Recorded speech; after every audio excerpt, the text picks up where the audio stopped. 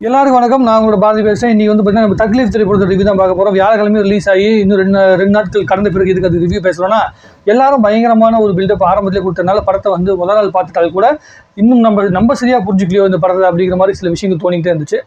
அதுக்கப்புறமேட்டு படத்துடைய response, collection report இது எல்லாத்தையும் சேர்த்து ஒரு வீடியோ பண்ணிடலாம் அப்படின்னு சொல்லி முடிவு பண்ணி தான் இந்த வீடியோ வந்து பண்ணியிருக்கிறது.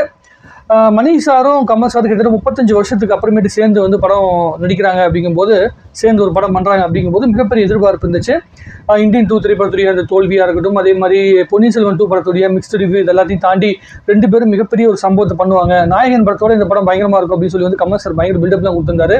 ஸோ அந்த மாதிரியான ஒரு உணர்வுகளை வந்து இந்த படம் கொடுக்குமா அப்படின்னு சொல்லி பார்த்துட்டு இருக்கும்போது தான் படம் வந்து ஸ்டார்ட் ஆகுது.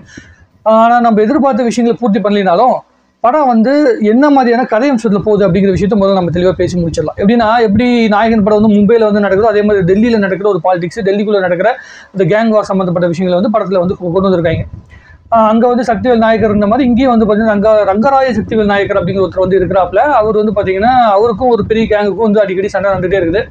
அப்போ அந்த சண்டையில் வந்து கேங் வார் நடக்கிற இடத்துல வந்து நம்மளுடைய சிம்புடைய அப்பா கேரக்டர் நடிச்சிருக்காருல, அவர் வந்து பார்த்தீங்கன்னா அடிப்பட்டு இறந்து போயிடுறாரு. இறந்து போனவொடனே இவர் அனாதை ஏறாரு அப்படிங்கும்போது இவர் வந்து ஒரு தத்து பையனாக எடுத்து வந்து கமல் சார் வந்து வளர்த்துறாப்புல.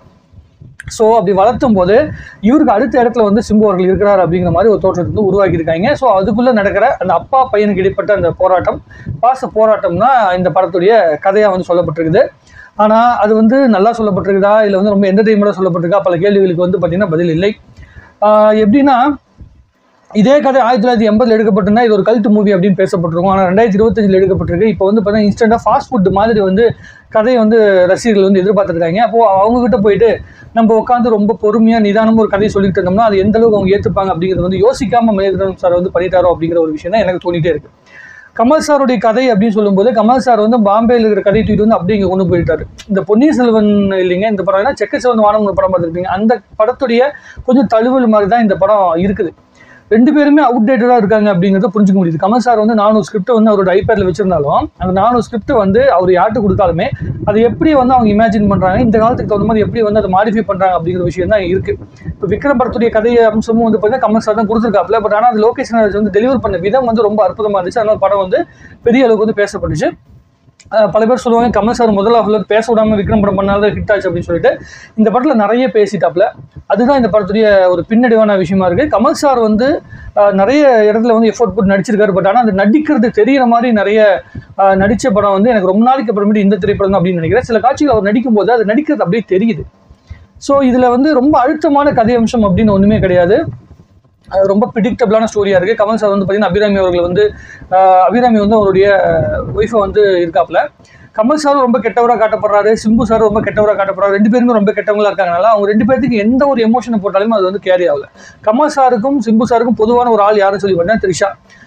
ஃபர்ஸ்ட் ஹாஃப்ல வந்து பார்த்தீங்கன்னா கமல் சாருடைய வந்து அவங்க துணைவியாக வந்து பார்த்தீங்கன்னா த்ரிஷா வந்து நடிச்சிருக்காங்க. அதுக்கப்புறமேட்டு கமல் சார் வந்து திடீர்னு வந்து படத்தில் இல்லாமல் போயிடுவார் இன்ட்ரோலுக்கு அப்புறமேட்டு. அப்புறம் சிம்பு சார் வந்து பார்த்தீங்கன்னா த்ரிஷாவை டேக் ஓவர் பண்ணிக்கிறாரு. இது என்ன மாதிரியான ஒரு கதை, இது எப்படி வந்து ஆடியன்ஸ்கிட்ட சொன்னால் தமிழ் ஆடியன்ஸ் எப்படி ஏற்றுப்பாங்கன்னு நினச்சி பண்ணாங்களா அப்படிங்கிற எனக்கு தெரியவே இல்லை. கமல் சாரை வந்து ரவுண்ட் அப் பண்ணி வந்து ஒரு ஷூட் அவுட் மாதிரி ஒன்று நடக்கும், ஒரு கேங் சண்டை ஒன்று நடக்கும். அந்த சண்டையை வந்து பார்த்தீங்கன்னா இன்ட்ரோல் சீனில் ஒன்று வச்சுருக்காங்க.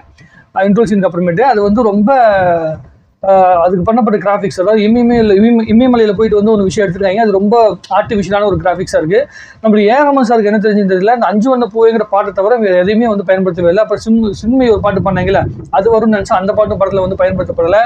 ஸோ நிறைய விஷயங்கள் எதிர்பார்த்ததில்லை. ஜிங்கான அந்த பாட்டு ஒன்று இருக்குல்ல, அந்த பாட்டும் அதுக்கப்புறம் 5 வண்ண பூவைங்க 2 பாட்டை மட்டுமே மேட்ச் பண்ணி வந்து படத்தை வந்து பண்ணி முடிச்சிருக்கிறாங்க. எல்லா இடங்களையுமே தொய்வடைஞ்ச ஒரு ஸ்க்ரீன் பிளேவாக இருக்குது. ரொம்ப லென்த்தியான ஸ்க்ரீன் பிளேவாக இருக்குது. கமல் சாரோடைய கெட்டப் வந்து இனிஷியலாக வந்து அந்த டிஏஜிங் பண்ணி ஒரு கெட்டப் காட்டுறாங்க, சூப்பராக இருக்குது. அதுக்கு பிறகு வந்து கமல் சார் நார்மல் கெட்டப், அந்த கேங்ஸ்டரோட கெட்டப் இருக்குது, அதுவும் கொஞ்சம் நல்லா இருக்குது. ஆனால் அதுக்கப்புறமேட்டு திடீர்னு அந்த சாமியார் மாதிரி இந்த இது காட்டுவாங்கல்ல, யக்குசான்னு சொல்லிட்டு வந்து முதல்ல வந்து ட்ரீஸ் எல்லாம் போட்டாங்களா, அதில் வரல அந்த கெட்டப்.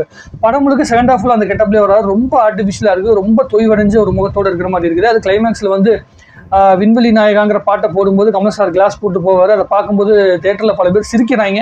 அது ரொம்ப வருத்தமான விஷயமா இருக்குது. அதுக்கு ஒரு நல்ல லுக்கை வச்சுருக்க கூடாதா அப்படின்னு எனக்கு வந்து தோணுச்சு. இப்படி நிறைய விஷயங்கள் வந்து நம்மளை வந்து யோசிக்க வச்சுக்கிட்டே இருந்துச்சு படம். ஆனால் நீங்கள் வந்து எதையுமே யோசிக்காமல் ஏதோ புதுசாக ஒரு படம் பண்ணுறோம், மணிரத்னம் சார் எனக்கு ரொம்ப பிடிக்கும், ஏஆர் சார் ரொம்ப பிடிக்கும், கமல் சார் ரொம்ப பிடிக்கும் அப்படிங்கிறனால ஒரு படத்தை நீங்கள் பார்க்குறீங்க. அந்த படத்தில் ஏதாவது ஃப்ளாஸ் இருந்தால் கூட நம்ம அதெல்லாம் ஏற்றுக்கிட்டு ஒரு கதையை வந்து சொல்லியிருக்காங்க. அதாவது மணிரத்னம் சார் வந்து ஒரு நாவல் எழுதியிருக்காரு, அந்த நாவலை நான் படிக்கிறேன் அப்படிங்கிற மனநிலையில் வந்து இந்த படத்தை பார்த்தீங்கன்னா உங்களால் பார்க்க முடியுமே தவிர, நீங்கள் இந்த ட்ரெண்டுக்கு தகுந்த மாதிரி ஒரு படத்தை எதிர்பார்த்து போய் தேட்டரில் பார்த்தீங்கன்னா நீங்கள் கண்டிப்பாக வந்து ஒரு என்ன சொல்லுவீங்க, ஒரு திருப்தி இல்லாத ஒரு நிலைமையில நீங்கள் வெளியே வருவீங்க. நான் அப்படி தான் வெளியே வந்திருக்கேன். படத்துடைய கலெக்ஷனும் வந்து பார்த்தீங்கன்னா அதை தான் வந்து நிர்ணயிக்குது. கிட்டத்தட்ட 34 35 கோடி தான் வந்திருக்கு வேர்ல்டு வைடு அப்படின்னு வந்து சொல்லிக்கிறாங்க. ஸோ நான் எதிர்பார்த்தது 60 கோடி 70 கோடிக்கு மேலே வரும், அந்த அளவுக்கு எக்ஸ்பெக்டேஷன் இருந்திருக்கும் அப்படின்னு நினைக்கிறேன். ஆனால் கடைசியில் பார்த்தா அது வந்து 35 40 கோடிக்குள்ளேயே வந்து சுருண்டிருக்கு அப்படின்னு பார்க்கும்போது ரொம்ப கஷ்டமாக இருக்குது. ஏன்னா 300 கோடி ரூபாய் செலவில் எடுக்கப்பட்ட படத்துக்கு வந்து கிட்டத்தட்ட 450 கோடி கலெக்ஷன் வரணும். அது வரதுக்குண்டான வாய்ப்புகள் இல்லை அப்படிங்கிறது வந்து எல்லாருமே சொல்லிக்கிறாங்க. ஏன்னா ரெஸ்பான்ஸ் ரொம்ப நெகட்டிவாக போயிட்டுருக்கு அப்படிங்கிறதுனால. நான் என்ன சொல்கிறேன்னா, சங்கர் சார் ஆகட்டும், மணிரத்னம் சார் ஆகட்டும், கமல் சார் ஆகட்டும், எல்லாருமே வந்து தனக்கு தோணுன விஷயத்தை தான் சினிமாவில் பண்ண வந்திருக்காங்க. பட் ஆனால் அட்லாஸ்ட் கடைசியில் எங்கே போய் நிற்க போகுது, ஆடியன்ஸ் மத்தியில் தான் போய் நிற்க போகுது. ஆடியன்ஸ் அதை ரசிச்சாதான் அந்த படத்தை ஏற்றுக்க முடியும் அப்படிங்கிற நிலைமை இருக்கும்போது ஆடியன்ஸுக்கு தகுந்த மாதிரி ஏன் கதை யோசிக்க மாட்டேன்றீங்க அப்படின்னு எனக்கு புரியவே இல்லை. சினிமாவில் என்ன வேணாலும் நீங்கள் ஸ்க்ரீன் லாங்குவேஜ், சினிமா லாங்குவேஜ்லாம் காட்டுங்க. ஏன் தளபதி படத்தில் காட்டும் போது, நாயகன் படத்தில் வந்து இந்த சினிமாட்டிக் லாங்குவேஜ்லாம் வைக்கும்போது அந்த ஒரு கிளாரிட்டிக்குள்ளே போகணும் அப்படின்னு நினைக்கிறேன். அந்த ஜோனுக்குள்ளே போயிட்டு வந்து படம் பண்ணி, இப்போது ஹாலிவுட்டில் வந்து சில டேரக்டர்ஸ்லாம் இருப்பாங்க, என்ன பண்ணுவாங்கன்னா இப்போ இருக்கிற கரண்ட் ட்ரெண்டுக்கு படம் பண்ண முடியலன்னா பீரியட் டைமுக்கு போயிடுவாங்க. 1980s நடக்கிற கதை அப்படின்னு அந்த 1980s கதைக்கு போயிட்டு ஒட்டுமொத்த படமே வந்து 1980s நடக்கிற மாதிரி கதை பண்ணுவாங்க. ஸோ ஆடியன்ஸ்க்கு எப்படி இருக்குன்னா, உங்களுக்கு அந்த ஜோன் தான் கரெக்டாக இருக்கும். இப்போ கமல் சார், மணிரத்னம் சார், சங்கர் சாருக்குலாம் அந்த சங்கர் சாருக்கு 90s டைமு, நம்ம மணிரத்னம் சார், கமல் சாருக்குலாம் 80s டைம். ஸோ நீங்கள் என்ன பண்ணுறீங்க, 80s ஒரு விண்டேஜ் மூவி மாதிரி ஒரு லொக்கேஷன் போயிருங்க. அந்த டைமுக்கு தகுந்த மாதிரி நீங்கள் ஸ்க்ரீன் ப்ளே பண்ணீங்கன்னா ஆடியன்ஸ் எப்படி பார்ப்பாங்க அப்படின்னா, இந்த காலத்துக்கு தகுந்த மாதிரி அந்த கதையை பார்க்கவே மாட்டாங்க, 80s படமாக பார்ப்பாங்க. அப்போ உங்களுடைய நினைச்ச கதையும் உங்களால் செஞ்சிட முடியும். ப்ளஸ் வந்து ஆடியன்ஸை வந்து என்ன சொல் டிசப்பாயின்மெண்ட் கூட பண்ண முடியாத நிலைமையை நோக்கி நகரும் அப்படின்னு நான் நினைக்கிறேன். இதெல்லாம் நான் யோசித்த விஷயம் இந்த படம் பார்க்கும்போது. நீங்கள் வந்து இப்போ இருக்கிற இந்த செல்லுலாய்டில், இப்போ இருக்கிற இந்த கிளாரிட்டியில் உட்காந்துக்கிட்டு நம்ம 80s சம்மந்தப்பட்ட கதையை, 90s சம்மந்தப்பட்ட கதையை பண்ணிட்டு இருந்தீங்கன்னா எப்படி ஆடியன்ஸ் ரசிப்பாங்க அப்படிங்கிறது வந்து ஒரு கேள்வியாக நான் வைக்கிறேன். எனக்கு வந்து இந்த படம் முழுமையான திருப்தி இல்லை. செகண்ட் ஹாஃப், ஃபர்ஸ்ட் ஹாஃப் கூட பரவாயில்லைங்கிற மாதிரி இருந்துச்சு. செகண்ட் ஹாஃப் வந்து ரொம்ப நம்மளை வந்து தொய்வடைய வச்சிருச்சு. இந்த கதையில் நிறைய ப்ரிடிக்டபிளான விஷயங்கள் இருக்குது. பிரசாந்த் ரிவ்யூவில் போடும்போது சில விஷயம் சொல்லியிருந்தா டூப்லாம் போட்டிருக்காரு, டூப்லாம் போட்டால் கண்டுபிடிச்சிருக்காங்க. டூப் போடாமல் நடிக்கிறதுக்கு வந்து யாருமே தயாராக இல்லை. இப்போ பீஸ்ட் படம் இருக்குது. ஃபஸ்ட்டு பீஸ்ட் படம் நடிக்கும்போது விஜய் சாருக்கு வந்து 49 வயசு 48 வயசு தான் இருக்கும். அந்த படம் நடிக்கும்போது ஃபஸ்ட்டு சண்டேல வந்து பல காட்சிகள் அவர் நடிக்கவே இல்லை, டூப் போட்டு தான் நடிச்சிருக்காரு. ஏங்க டூப் போட்டு நடிச்சா ஆகணும். ஒரு டைரக்டரு ஒரு ஹீரோ இருக்காருன்னா எல்லாத்தையும் ரிஸ்க் எடுக்க முடியாது. ஆக்சுவலி இப்போ டாம் க்ரூஸ் அங்கே வந்து 62 வயசுல ரிஸ்க் எடுக்கிறாருன்னா டாம் க்ரூஸ் அதுக்காக எவ்வளோ செலவு பண்ணுறாங்க அப்படிங்கிறது நீங்கள் முதல்ல லாஜிக்கலி பார்க்கணும். அவங்க 200 மில்லியன் 300 மில்லியன் செலவு பண்ணி ஒரு படம் எடுக்கிறாங்க. டாம் க்ரூஸ் வந்து அந்த ஒரு காட்சி நடிக்கிறதுக்காக அவர் எவ்வளோ சேஃப்டி மெத்தட்ஸ் வந்து உள்ளே வச்சிருக்காங்க, எவ்வளோ சேஃப்டி அதை பண்ணுறாங்க அப்படிங்கிற பல விஷயங்கள் இருக்குது. அவர் தைரியமாக பண்ணுறாருங்கிறது ஒரு பக்கம் இருந்தாலும் அதுக்கான சேஃப்டி மெஷர்ஸ்லாம் அவளை வச்சுட்டு தான் அவங்க பண்ணுவாங்க. அவங்க அவ்வளோ பெரிய ரிஸ்க் எடுத்து பண்ணலாம். அவ்வளோ பெரிய பட்ஜெட்டில் என்ன வேணாலும் ரிஸ்க் எடுத்து பண்ணுறதுக்கு அவங்களுக்கு வந்து பட்ஜெட்டும் நேரமும் காலமும் அவங்களுக்கு ஒத்துழைக்குது.